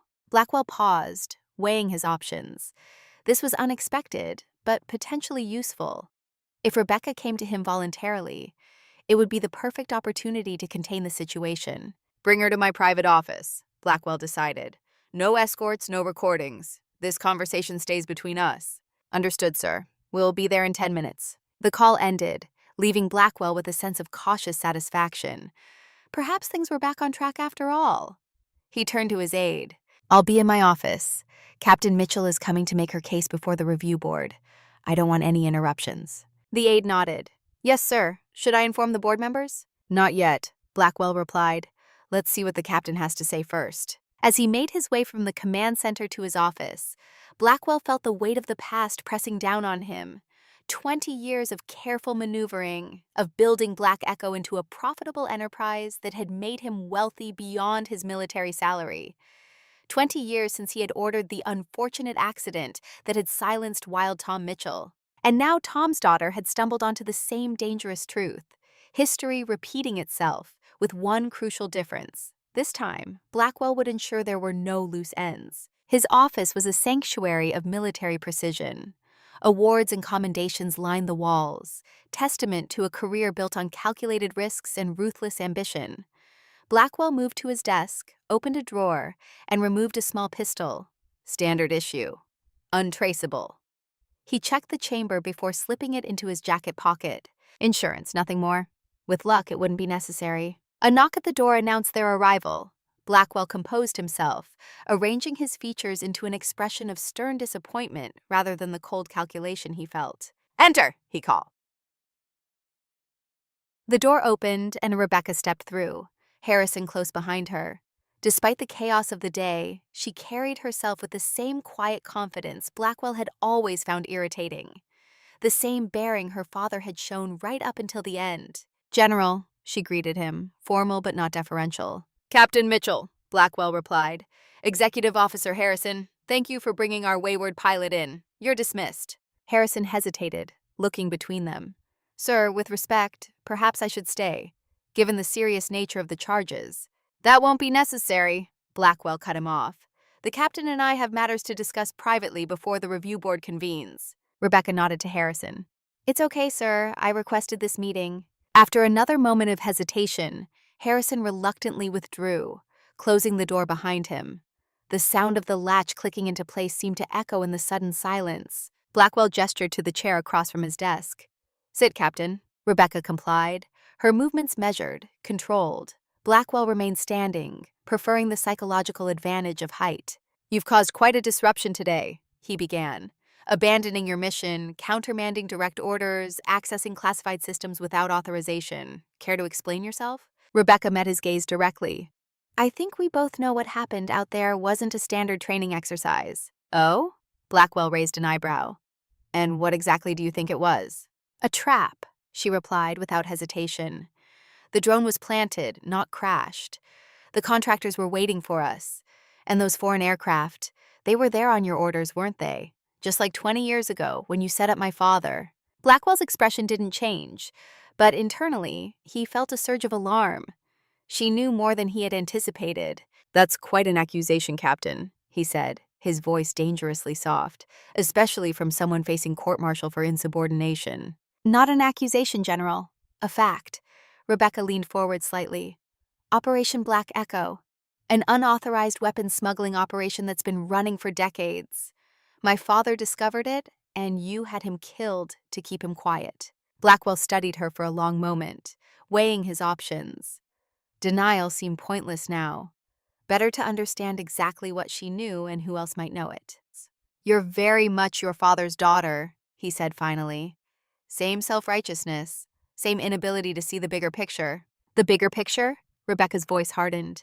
You betrayed your oath, betrayed your country. You're a traitor, Blackwell. The general smiled thinly. Such a simplistic view. What I built with Black Echo serves American interests in ways official channels never could. Deniable operations, strategic leverage, intelligence gathering, all funded without a single taxpayer dollar. Funded by selling American military technology to private buyers, Rebecca countered. To enemies. Blackwell waved a dismissive hand. There are no permanent enemies in geopolitics, Captain. Only temporary allies of convenience. He moved around the desk, closer to her. Your father couldn't understand that. His moral compass wouldn't allow for the necessary compromises. You mean he wouldn't be corrupted? Rebecca said coldly. He was a better officer than you'll ever be. Something dark flashed across Blackwell's face. Your father was a fool. When he threatened to expose Black Echo, he signed his own death warrant. Did you really think I would let his daughter finish what he started? Rebecca's expression remained impassive, but her eyes never left Blackwell's. "So you admit it. You had my father killed." "I protected an operation vital to national security," Blackwell corrected. "Just as I'll protect it today." His hand moved toward his jacket pocket, where the pistol waited. "I had hoped we could avoid a repeat of history, Captain, but you've left me no choice." Rebecca didn't flinch. "Before you do something you can't undo, General, you should know the flight data from today's mission has already been secured and transmitted to the proper authorities. And this entire conversation is being recorded." Blackwell's hand froze. "You're bluffing." "Am I?" Rebecca held his gaze. "You recreated my father's last mission, hoping for the same outcome. But you made one critical mistake. You underestimated how much I've learned from his death." Before Blackwell could respond, the office door burst open. Palmer and 3 of his Red Wolves operators rushed in, weapons raised. "General William Blackwell," Palmer announced formally. "By the authority of the United States government, you are under arrest for treason, conspiracy, arms trafficking, and the murder of Colonel Thomas Mitchell." Blackwell's hand closed around the pistol in his pocket. But before he could draw it, he found himself staring down the barrels of 4 automatic weapons. "Don't," Palmer advised quietly. "It won't end well for you." For a tense moment, Blackwell seemed to consider his options. Then slowly, he removed his empty hand from his pocket. "This is a mistake," he said, his voice steady despite the situation. "I have friends in positions you can't imagine. This won't stick." Rebecca stood, meeting the general's gaze one final time. "Maybe not, but your reputation, your legacy, they're finished. The truth about my father will come out. That's all that matters to me." As Palmer's men secured Blackwell, the office door opened again to admit Collins, the NSA agent, accompanied by Harrison. Collins nodded to Rebecca. "Well done, Captain," he said. "We got everything. Blackwell's confession, the details of Black Echo, all of it." Blackwell's face darkened as he realized he'd been expertly maneuvered into incriminating himself. "This changes nothing," he spat as the operator zip-tied his wrists. "You have no idea how deep this goes." "We're about to find out," Collins replied, unperturbed.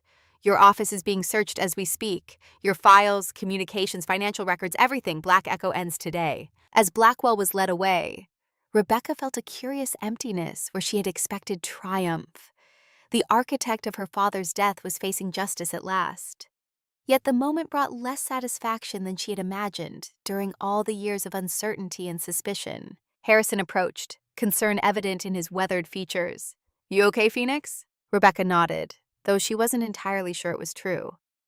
"It's just not how I pictured it ending." "It's never clean," the older pilot observed. "Not when it comes to this kind of betrayal." Collins interrupted their conversation. "Captain, we need your formal statement, and there's something else you should see." He led Rebecca and Harrison to the command center, which had been secured by Red Wolves operators. The communications specialists who had been working for Blackwell were now being questioned in a corner, while other NSA agents worked at the computer terminals. "We've been monitoring Blackwell's communications since your encounter with those foreign aircraft," Collins explained, guiding them to a central display. "What we found confirms your suspicions and goes well beyond them." He tapped a command, and the screen filled with documents, communications logs, and financial records. Blackwell has been running Black Echo for over 2 decades. It started small, misplaced shipments of ammunition and spare parts finding their way to private military contractors. But it grew into something much more sophisticated. Rebecca scanned the information, her training allowing her to quickly grasp the scale of the operation. "These aren't just small arms. These are advanced systems, targeting pods, radar components, even encryption technology." "Exactly," Collins confirmed. Blackwell was selling stripped-down versions of classified American military technology to private buyers around the world. The profits went into offshore accounts, then were laundered through a network of shell companies before returning to Blackwell and his associates. "And my father discovered this," Rebecca said, not really a question. Collins nodded, pulling up a different file. "This is the mission report from Operation Crimson Sky, your father's last mission." The official version claims he disobeyed orders to return to base, instead flying into hostile territory to rescue a stranded Ranger unit. His aircraft was hit by enemy fire and crashed. No survivors. He paused, then continued. "But we've recovered Blackwell's personal communications from that day. They tell a different story." Rebecca steeled herself as Collins opened the recovered messages. There it was in black and white. Blackwell's order to eliminate Colonel Mitchell using deniable assets after he had reported discovering suspicious cargo transfers during his mission. The Rangers were real, Collins explained quietly. Your father really did save them, at the cost of his own life. But it wasn't enemy fire that brought down his plane. It was a missile fired by one of Blackwell's private contractors, the same group that provided those aircraft you encountered today. Rebecca felt a cold clarity settling over her as the final pieces fell into place. So, when my father chose to rescue the Rangers against orders, he unknowingly created the perfect cover for his assassination, Collins finished. His heroism became the smokescreen for Blackwell's betrayal. Rebecca absorbed this in silence. The truth she had sought for so long finally revealed in all its ugly detail. Her father had died a hero, not just to the men he had saved, but in his refusal to look the other way when he discovered corruption. He had embodied the integrity that his oath demanded, even when it led him into danger. "Captain," one of the NSA technicians called from across the room, "we found something else you should see." The young analyst had accessed Blackwell's personal files, recovering a folder that had been encrypted and hidden deep in the system. Within it were surveillance reports spanning years, all focused on Rebecca. "He's been watching you since the academy," the analyst explained, scrolling through the documents. "Tracking your career, your assignments, your performance evaluations, everything." He was afraid, Harrison realized, studying the files over Rebecca's shoulder. "Afraid you'd somehow discover what happened to your father." Rebecca nodded slowly. "And when I started asking questions, looking into my father's last mission." "You confirmed his worst fears," Collins said. "Blackwell became convinced you were close to uncovering Black Echo, just as your father had. Today's operation was his attempt to eliminate the threat once and for all, using the same method that had worked 20 years ago," Rebecca concluded, a hint of bitterness in her voice. History repeating itself. The command center door opened, admitting Sergeant Baker and Sarah Bennett. Both looked windblown and dust-covered from the storm still raging outside, but their expressions brightened at the sight of Rebecca. "Phoenix," Bennett exclaimed, crossing quickly to embrace her friend. "They told us Blackwell's been arrested. It's over." "Not quite," Rebecca replied, returning the embrace briefly before stepping back. "There's still the matter of those foreign aircraft. And the contractors at the crash site." Collins nodded grimly. "We've already dispatched a special operations team to secure the drone and apprehend anyone still in the area. As for the aircraft, they've disappeared, likely returned to a private airstrip across the border. We'll track them down." "And Crawford?" Rebecca asked, suddenly realizing she hadn't seen her sometime rival since returning to base. "In the infirmary," Baker supplied. "Nothing serious. He caught some debris in the storm while securing his aircraft. Wanted me to tell you he's sorry he doubted you." Rebecca allowed herself a small smile at that. Crawford's grudging respect meant more than she would have expected. "So what happens now?" she asked, looking to Collins. "Now we dismantle Blackwell's operation," the NSA agent replied. "Follow the money, identify his associates, recover whatever technology has been compromised. It will take time, but Black Echo is finished." "And Blackwell himself?" "He'll face trial," Collins said firmly. "Multiple charges, the most serious being treason and the murder of your father. Given the evidence we've recovered and his confession to you, conviction is virtually certain." Rebecca nodded, accepting this. Justice, not vengeance.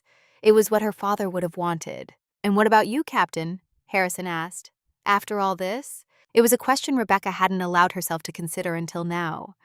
For so long, the mystery of her father's death had shaped her career, driven her decisions.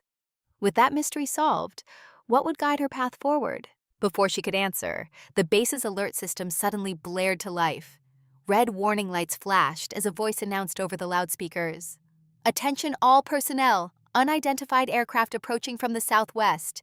Air defense systems on standby. This is not a drill. Repeat, this is not a drill." Rebecca exchanged alarmed glances with Harrison and Bennett. "The contractors," she realized. "They're coming back." Collins was already moving to a communications terminal. "How many aircraft?" he demanded of the operator. "6 contacts, sir," the airman replied tensely. "Flying in formation, no transponder codes. Same signature as the aircraft reported earlier today." Rebecca felt a chill that had nothing to do with the air conditioning. "They're coming to clean up Blackwell's mess," she said, to finish what he started. Harrison was already in motion, heading for the door. "We need to get our birds in the air." "In this storm?" Bennett protested, gesturing toward the windows, where visibility remained near zero as the dust continued to swirl. "We don't have a choice," Rebecca replied, following Harrison. "Those aircraft will have no such limitations. They're equipped for all-weather operations. If we stay grounded, we're sitting ducks." Collins caught her arm before she could leave. "Captain, you don't have authorization for combat operations. This is a job for Air Defense Command." "With respect, sir," Rebecca said firmly, "Air Defense Command isn't here. We are. And we're the only ones who can stop those aircraft before they reach the base." The NSA agent hesitated, then nodded reluctantly. "Do what you have to do, Captain. I'll handle the authorization retroactively." Rebecca didn't wait for further discussion, hurrying after Harrison with Bennett close behind. As they emerged into the corridor, Rebecca pulled her phone from her pocket. "Baker, alert maintenance. We need 4 Strike Eagles ready to fly in 10 minutes. Full weapons load, maximum fuel." "In this weather, ma'am?" Baker's voice crackled through the speaker. "Especially in this weather," Rebecca confirmed. "And find Sage. I need him for pre-flight." As they rushed toward the flight line, Harrison pulled Rebecca aside briefly. "You realize what we're doing. We're about to engage in actual combat on American soil against an unidentified enemy force. The legal implications alone—" "I know," Rebecca cut him off.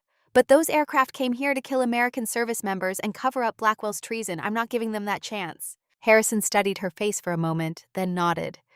"Just like your old man," he said, a hint of pride in his voice. "Always putting others first, no matter the personal cost." The comparison warmed Rebecca in a way few things could. "Let's hope this ends better than his last mission." They reached the flight line to find an island of frantic activity in the howling storm. Ground crews were preparing 4 F-15E Strike Eagles, loading missiles and topping off fuel tanks despite the near-impossible conditions. Sage was there, directing the chaos with the authority of someone who had been preparing aircraft for combat missions since before most of the crew were born. "Phoenix!" he called as he spotted Rebecca. "Your bird's almost ready, but this storm, the visibility is 0 beyond 100 yards. You'll be flying completely on instruments." "That's what they're designed for," Rebecca replied, already pulling on her flight suit. "What's our weapon status?" "Each aircraft has 4 AIM-120 AMRAAMs and 2 AIM-9X Sidewinders," Sage reported. "Full defensive countermeasures. But the dust is going to play hell with your targeting systems." Rebecca nodded, accepting the reality. "We'll manage. Who's flying with me?" "I am," Bennett said immediately, pulling on her own flight gear. "And Iceman, obviously." "And me," came a voice from behind them. Crawford approached, his left arm bandaged, but his expression determined. "If you'll have me." Rebecca assessed him for a moment, then nodded. "Glad to have you, Raptor. But are you cleared to fly?" Crawford shrugged. "I've flown with worse. Besides, you need every pilot you can get." He wasn't wrong. 4 against 6 were already poor odds. 3 would be worse. "All right," Rebecca decided. "Desert Eagles, gear up. We launch in 5 minutes." As the pilots prepared, Sage pulled Rebecca aside. "Your father would be proud," he said simply. "Not just for uncovering the truth, but for what you're doing now, protecting others, no matter the risk." Rebecca felt a surge of emotion but kept it contained. "I'm just doing my job, the same job he did." "And you do it just as well," Sage assured her. "Maybe better, because you've learned from his experience." He pressed something into her hand, the battered compass that had belonged to her father. "Take this. It guided him home more than once. Maybe it'll do the same for you." Rebecca closed her fingers around the compass, feeling its weight in history. "Thank you," she said quietly, "for everything." Minutes later, she was strapped into her Strike Eagle, running through pre-flight checks with practiced efficiency despite the urgency. The twin engines roared to life, their deep rumble resonating through the airframe. She taxied onto the runway, Crawford following in his own Strike Eagle. "Desert Eagle elements, this is lead," Rebecca broadcast over the tactical frequency. "Mission parameters are as follows. Intercept and neutralize hostile aircraft approaching from the southwest. These targets have already demonstrated hostile intent and are to be considered immediate threats. Weapons free upon positive identification." The responses came back immediately. "Desert Eagle 2, copy. Weapons free upon identification." Crawford. "Desert Eagle 3, copy that, lead." Harrison.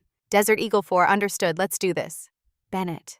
Rebecca took a deep breath, centering herself for what was to come. Tower, this is Desert Eagle lead. Request immediate takeoff clearance for all elements. There was a brief pause before the controller responded. Desert Eagle lead, this is Tower. Be advised, weather conditions are below minimums for safe operation. Takeoff is at your own risk. You are cleared for departure. Runway 27. Copy that, Tower. Desert Eagle's rolling. Rebecca advanced the throttles, feeling the powerful thrust of the F-15E's engines, pushing her back into her seat as the aircraft began to accelerate down the runway. Within moments, the base disappeared into the swirling dust, leaving her in a cocoon of technology, surrounded by instruments that would have to substitute for visual reference in the zero visibility conditions. The Strike Eagle lifted off smoothly, climbing through the dust layer that hugged the ground.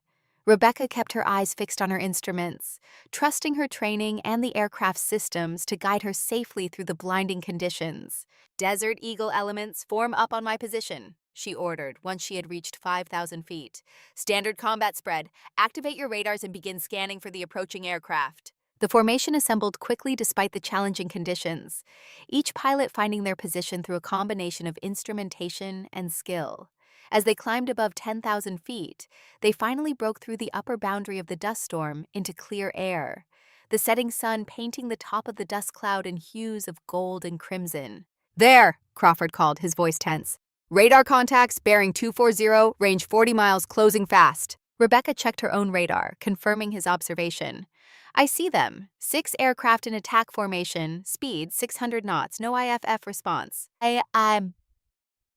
Desert Eagle lead, this is command. Collins's voice came through the radio.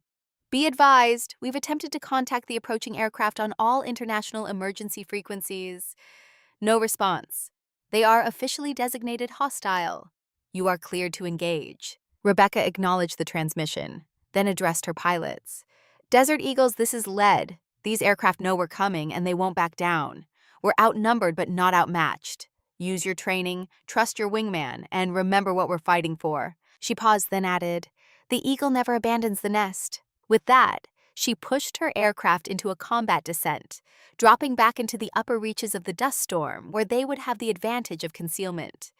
The other Strike Eagles followed, forming a loose defensive screen as they prepared to meet the incoming threat. Minutes ticked by, the tension building as the distance between the two formations rapidly diminished. Then, without warning, Rebecca's threat warning system blared to life. Missile launch, multiple missiles incoming! The enemy had fired first, launching a volley of air-to-air missiles from beyond visual range. The dust storm that had seemed a hindrance now became their ally, obscuring the Strike Eagles from the missiles' guidance systems. Defensive maneuvers, Rebecca commanded, throwing her aircraft into a tight banking turn while deploying countermeasures. Use the dust for cover! The 4 American fighters scattered, diving deeper into the dust cloud where the missiles' tracking would be compromised. Explosions bloomed around them as several missiles detonated blindly, their proximity fuses triggered by the dense particulate matter in the air. They're trying to flush us out, Harrison observed, his voice steady despite the chaos. Force us above the dust where they can target us more effectively. Then let's bring the fight to them, Rebecca decided. Desert Eagle's new plan. We climb above the dust on my mark, launch a coordinated AMRAAM attack, then drop back into cover before they can respond. The tactic was risky, but offered their best chance against superior numbers. 4 pilots, acting as one, might achieve what they couldn't manage separately. 3, 2, 1, mark! All 4 Strike Eagles surged upward simultaneously, breaking through the dust ceiling into clear air. In that brief moment of visibility, their radar systems locked onto the approaching aircraft, now clearly identifiable as advanced Russian-made fighters operating without national markings. Fox 3! Rebecca called, launching an AIM-120 AMRAAM missile. The other pilots followed suit, each firing a single missile before diving back into the protective cover of the dust storm. Moments later, the sky above them lit up with explosions. Through their radar, they tracked the results. 2 enemy aircraft destroyed, a 3rd damaged. That evens the odds, Crawford remarked with grim satisfaction. 4 against 4 now. But the enemy pilots had learned quickly. Instead of maintaining their formation, they split into pairs, diving into the dust storm to engage the American fighters on their own terms. They're coming in, Bennett warned. 2 groups flanking us from east and west. Rebecca processed this information instantly, formulating a new strategy. Iceman, you and Raptor take the eastern group. Valkyrie, you're with me. We'll handle the western threat. The four Strike Eagles separated into their assigned pairs, just as radar showed the enemy fighters closing rapidly. Within seconds, the engagement transformed from a long-range missile exchange to a swirling close-quarters dogfight within the dust cloud. Flying almost entirely on instruments, Rebecca tracked a pair of enemy fighters through her radar as they attempted to maneuver behind her and Bennett. With visibility near zero, the battle became a test of technology and training rather than traditional dogfighting skills. Valkyrie, break right on my mark, Rebecca instructed, watching the radar intently. I'll go left. Split their formation. Copy that, lead. Mark! The two Strike Eagles diverged sharply, confusing the enemy pilots who had been tracking a single radar return. As the foreign aircraft adjusted their course, Rebecca seized the opportunity. Fox 2, she announced, launching a heat-seeking Sidewinder missile at the nearest target. Despite the dust, the missile's infrared seeker locked onto the enemy fighter's hot engine exhaust, tracking it through the obscuring particles. A bright flash illuminated the dust cloud as the missile found its mark. Splash 1, Rebecca confirmed, already turning to support Bennett. Across the battlefield, Harrison and Crawford were similarly engaged, using their superior training and coordination to overcome the numerical advantage still held by the remaining enemy aircraft. Desert Eagle 3, bandits on your 6, Crawford warned. Harrison executed a perfect defensive maneuver, dropping flares and chaff as he pulled his Strike Eagle into a tight vertical climb. The enemy pilot, momentarily confused by the countermeasures and unexpected maneuver, lost track of his target. A fatal mistake. Crawford pounced immediately, locking onto the exposed aircraft. Fox 2, he called, launching his own Sidewinder. Another explosion, another enemy down. The odds now stood at 4 against 2, but the remaining enemy pilots fought with increasing desperation. One managed to get behind Bennett's aircraft, launching a missile before she could evade. Valkyrie, missile incoming, Rebecca warned. Dive and deploy countermeasures. Bennett reacted instantly, pushing her Strike Eagle into a steep descent while releasing a cloud of chaff. The missile followed, its proximity fuse detonating just behind her aircraft. Though the warhead didn't score a direct hit, the explosion damaged Bennett's left engine. I'm hit, she reported, her voice tense but controlled. Left engine failing, flight controls compromised. Can you maintain control? Rebecca asked urgently, already maneuvering to protect her wounded wingman. Affirmative, but I need to return to base. Can't maintain combat effectiveness. Understood, head back, we'll cover you. As Bennett turned her damaged aircraft toward home, the remaining enemy fighters sensed an opportunity, both converging on the wounded Strike Eagle. Oh, no, you don't, Rebecca muttered, pushing her throttles to maximum as she rushed to intercept. Iceman, Raptor, converge on my position, protect Valkyrie at all costs. What followed was a desperate running battle through the dust cloud as the 3 remaining American fighters fought to shield their injured comrade. Rebecca maneuvered her Strike Eagle with precision born of thousands of hours in the cockpit, anticipating the enemy's moves and countering them before they could threaten Bennett's escape. Lead bandit at your 4 o'clock, closing fast, Crawford warned. Rebecca checked her radar, spotting the threat instantly. Rather than evading, she turned toward the enemy aircraft, meeting its attack head-on. At such close range, within the blinding dust, it became a test of nerve and skill. The enemy pilot flinched first, breaking off his attack run when Rebecca held her course.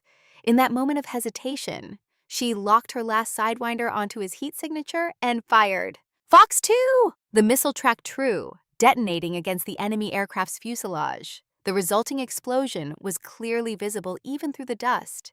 A brilliant orange fireball that briefly illuminated the swirling particles around it. Nice shot, Phoenix, Harrison called. Last bandit is bugging out, heading south at maximum speed. Rebecca checked her radar, confirming his assessment. The final enemy fighter was indeed retreating, apparently deciding that the loss of 5 aircraft was too high a price to continue the attack. Let him go, she ordered. Our priority is getting Valkyrie home safely. The 3 undamaged Strike Eagles formed up around Bennett's damaged aircraft, escorting her through the dust storm toward the base.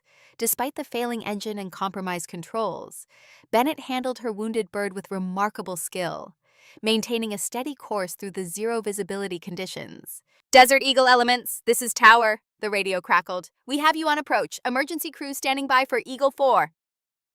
"Copy that, tower," Rebecca acknowledged, requesting priority landing for Eagle 4, Sierra, followed by remaining elements. "Approved, Desert Eagle lead. Runway is clear. Bring her home." As they approached the runway, still blinded by the swirling dust, Rebecca remained beside Bennett's aircraft, providing guidance and support. "You're doing great, Valkyrie," she encouraged. "Just follow your instruments. Trust your training." Bennett's landing was rougher than normal, but ultimately successful. Her damaged Strike Eagle touching down safely despite the compromised systems and near-zero visibility. Rebecca and the others followed, each pilot demonstrating the skill and precision that had allowed them to prevail against superior numbers in the most challenging conditions imaginable. As Rebecca taxied her aircraft to its hard stand, she saw figures emerging from the swirling dust, ground crews, security forces, and medical personnel rushing to assist Bennett and secure the returning aircraft. Among them, she spotted Sage, Collins, and Palmer, waiting anxiously for confirmation of their success. Rebecca powered down her engines and climbed from the cockpit, removing her helmet as her boots touched the ground. Her flight suit was soaked with sweat, her body finally registering the stress and exertion of the combat mission, now that the immediate danger had passed. 6 hostiles, 5 confirmed kills, no friendly losses, she reported as Sage reached her. Bennett took some damage but brought her bird home. The old mechanic's weathered face broke into a proud smile. "Just like I said, better than your old man. He'd be downright impressed." Collins approached next, his expression a mixture of relief and concern. "Captain Mitchell, what you and your pilots just accomplished was extraordinary, but also completely unauthorized and potentially outside military law.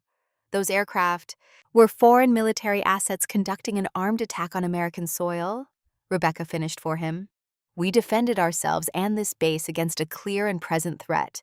I'll accept full responsibility for the decision if necessary." Collins studied her for a moment, then nodded. "I don't think that will be necessary. Preliminary analysis already confirms the aircraft were linked to Blackwell's private contractors, the same group responsible for your father's death." Rebecca felt a wave of emotion at this confirmation, closure, vindication, and a complex grief for what might have been. "So it's truly over," she said quietly. "Blackwell's operation is finished," Collins confirmed. "We've already identified most of his associates. Some are being arrested as we speak. Others will follow. Black Echo won't survive his fall." Palmer joined them, his face streaked with dust but wearing a satisfied expression. "The special operations team reached the drone site. They found the contractors' base camp abandoned, but recovered significant evidence. Data drives, communications equipment, even weapons with serial numbers that trace back to Blackwell's diverted shipments." "And Blackwell himself?" Rebecca asked. "In custody and talking," Palmer replied, "trying to make a deal. But with what we've already uncovered, plus your father's records and today's events, he won't see daylight again. His friends in high places are already distancing themselves." As the adrenaline of combat faded, Rebecca felt the weight of the day settling onto her shoulders. 20 years of questions, of living in the shadow of her father's final mission, had culminated in this moment. The truth was known. Justice would be served. Yet the victory felt different than she had imagined during all those years of wondering and searching. Harrison approached, having completed his own post-flight procedures. "You did it, Phoenix," he said simply. "You finished what your father started, brought down the whole corrupt operation." Rebecca nodded, grateful for his understanding. "Not just me, all of us, together." "Maybe," the older pilot conceded. "But it was your courage that made it possible. Your willingness to risk everything for what's right." He glanced toward the dust storm, which was finally beginning to abate as the wind shifted. "The eagle never abandons the nest. That's what you said up there. Your father's words."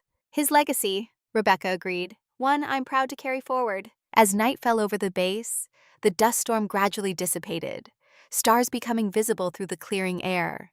Rebecca stood on the flight line, gazing up at the emerging constellations, her father's compass warm in her palm. Bennett joined her, arm in a sling, but otherwise unharmed from her rough landing. "What happens now?" she asked, echoing the question Harrison had posed earlier. After all this? Rebecca considered the question carefully.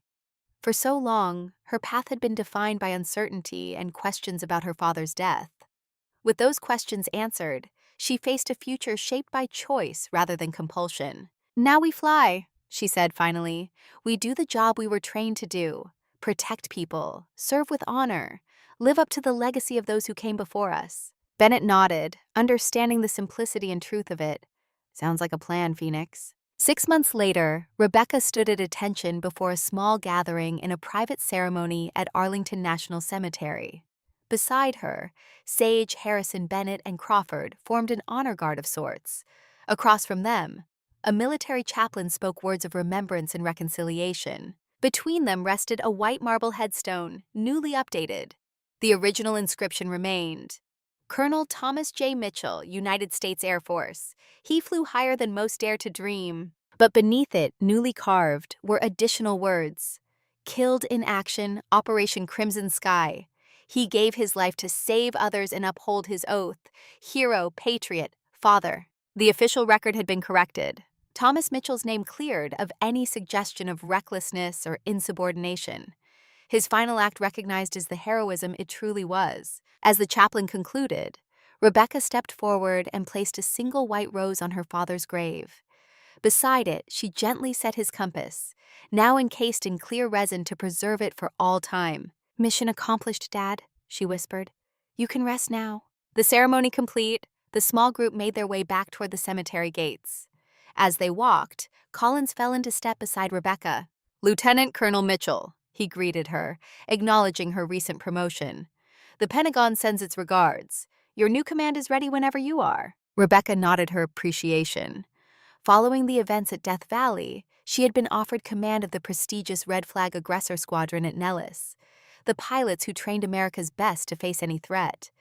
It was an assignment that recognized both her flying skills and her leadership under the most extreme pressure. "I'll report Monday," she confirmed. My pilots are ready." Collins smiled slightly. "Your pilots, including Crawford? I heard he specifically requested assignment to your command." "Former rivals make the best wingmen," Rebecca replied with a small smile of her own. "They have something to prove." As they reached the cemetery entrance, Rebecca paused for a moment, looking back toward her father's grave. The afternoon sun caught the white marble, making it glow against the green of the meticulously maintained grounds. Harrison noticed her hesitation. "Everything okay, Phoenix?" Rebecca nodded, a sense of peace settling over her that had been absent for most of her adult life. "Everything's good, Iceman. Really good." She turned away from the past and toward her waiting pilots. Her team, her responsibility. Above them, a formation of F-15 roared overhead in the missing man formation, honoring their fallen comrade while celebrating the continuing mission of those who remained. Rebecca watched them climb into the crystal blue sky, their powerful engines carrying them higher and faster than gravity intended humans to go. In their flight, she saw the embodiment of her father's spirit and her own future, soaring above the storms of the past, rising on the wings of honor, duty, and the unbreakable bond between those who take to the sky in service of something greater than themselves. The eagle never abandons the nest, and sometimes the greatest tribute to those who have fallen is to continue their flight, higher and farther than they could have imagined. Author's note to my readers, dear friends. Thank you for journeying with me through Rebecca Mitchell's story. As I sit here reflecting on this tale of courage, legacy, and justice, I want to share what this narrative means to me and why I believe it resonates so deeply with our generation. We are the generation that witnessed the evolution of women in military service, from support roles to combat pilots, from the margins to the cockpit. Rebecca's struggle isn't just about one woman fighting for recognition. It's about the countless pioneers who paved the way, who faced skepticism and prejudice, yet never wavered in their commitment to serve. What strikes me most powerfully about this story is its exploration of moral courage versus institutional loyalty. We've lived through decades of complex conflicts where the right choice wasn't always the obvious one. Rebecca's father, Thomas Mitchell, faced a decision that many of our own family members confronted in places like Vietnam, Iraq, and Afghanistan. When orders conflict with conscience, what do? The relationship between Rebecca and her father's memory speaks to something universal in our experience. Many of us carry the weight of family legacy, expectations passed down from parents who served in World War II, Korea, or Vietnam. We understand the burden of living up to a hero's shadow while forging our own path.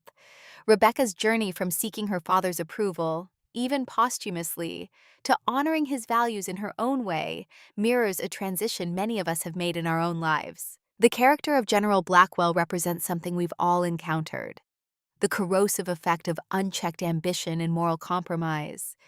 His Black Echo operation isn't just fiction. It echoes real scandals we've witnessed over our lifetimes, reminding us that power without accountability inevitably breeds corruption. What I hope resonates most with you is the theme of truth-seeking. Rebecca spends 20 years living with uncertainty about her father's death, much as many of us have lived with unanswered questions about events in our own lives or in our nation's history.